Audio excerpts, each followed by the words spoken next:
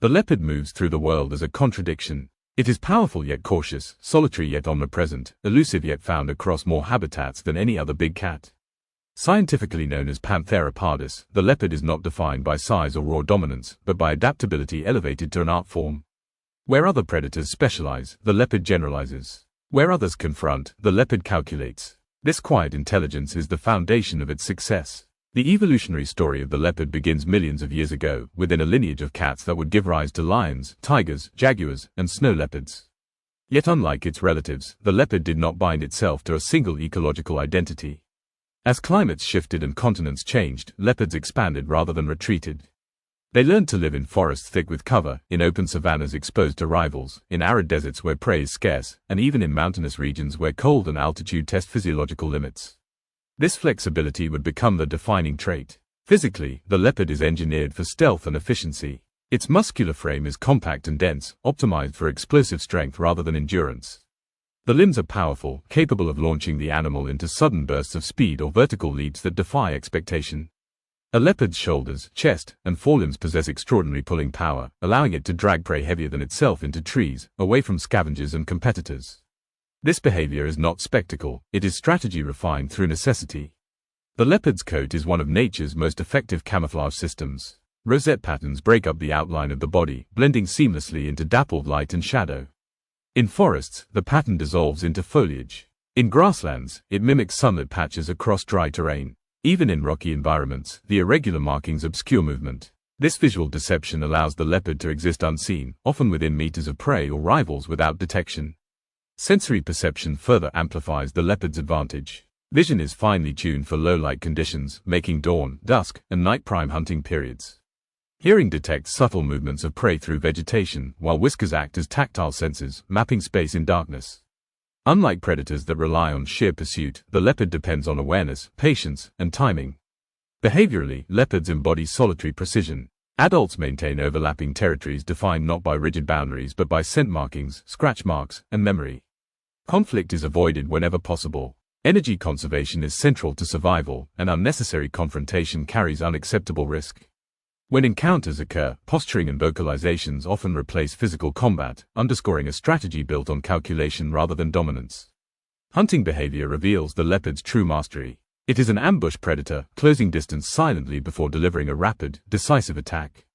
The kill is swift, typically targeting the throat to suffocate prey or the neck to sever vital structures. What distinguishes the leopard is not the method, but the breadth of its prey selection. From rodents and birds to antelope, monkeys, and even young ungulates, the leopard adapts its tactics to opportunity. This dietary flexibility reduces dependence on any single prey species, insulating the leopard from ecological instability.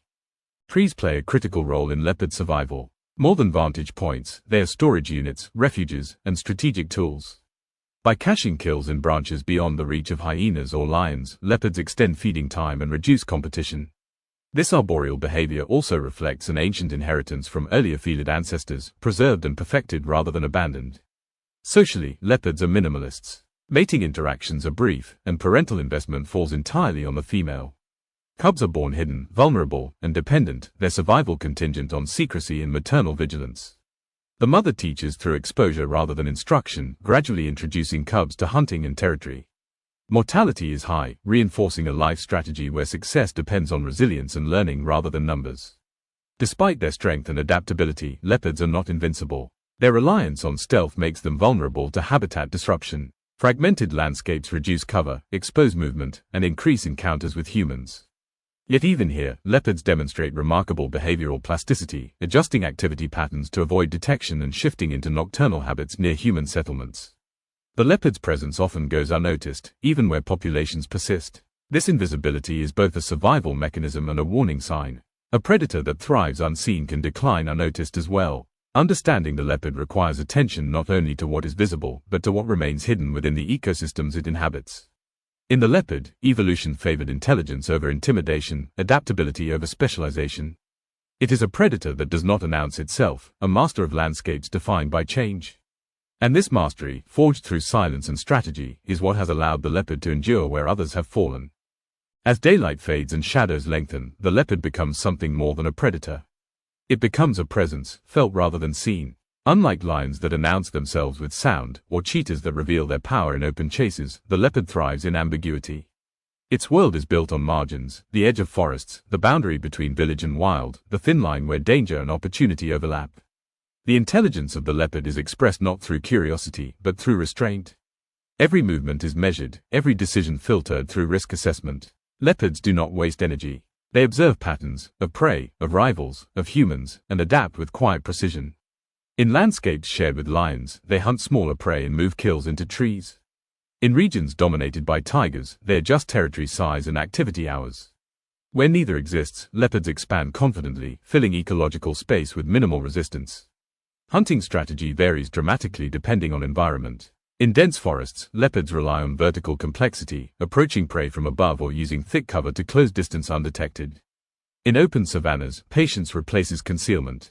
A leopard may stalk for minutes or even hours, freezing mid-step as prey lifts its head, resuming only when attention drifts. This stop-and-start movement is neurologically demanding, requiring intense focus and impulse control. It is here that the leopard's mental endurance becomes evident.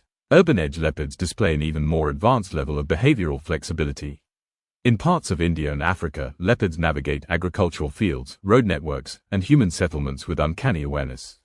They memorize schedules, when livestock is unattended, when human activity is lowest, which paths provide cover.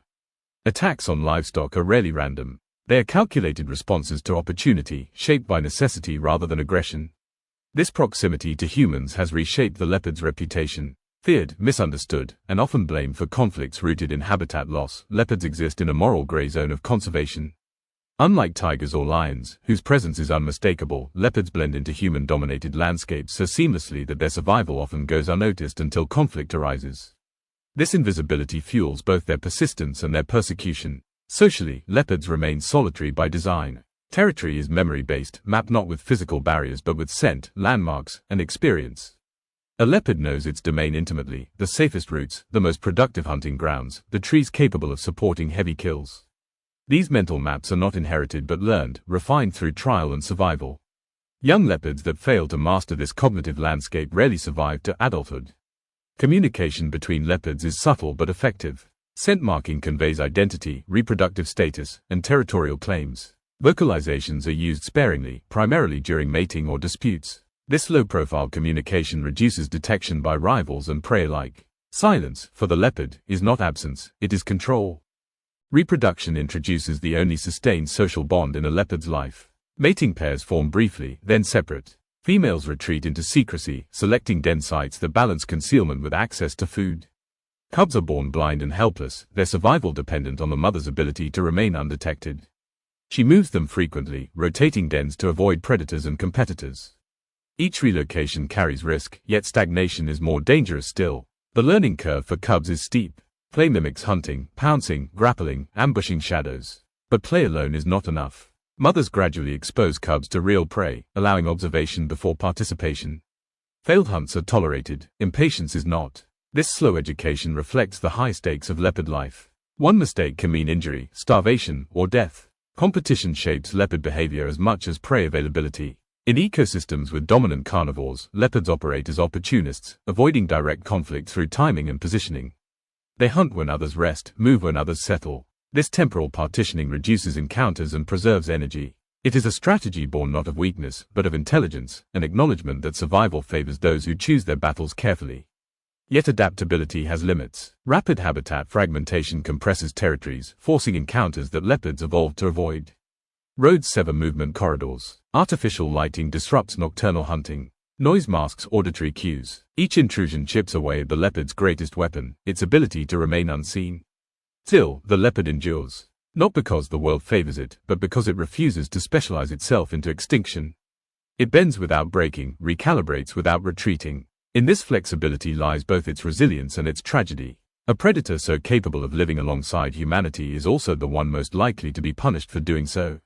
At this stage of its story, the leopard stands as a mirror to modern ecosystems, adaptable, pressured, intelligent, and increasingly constrained. Its survival no longer depends solely on skill or instinct, but on the tolerance of a world that is running out of quiet spaces.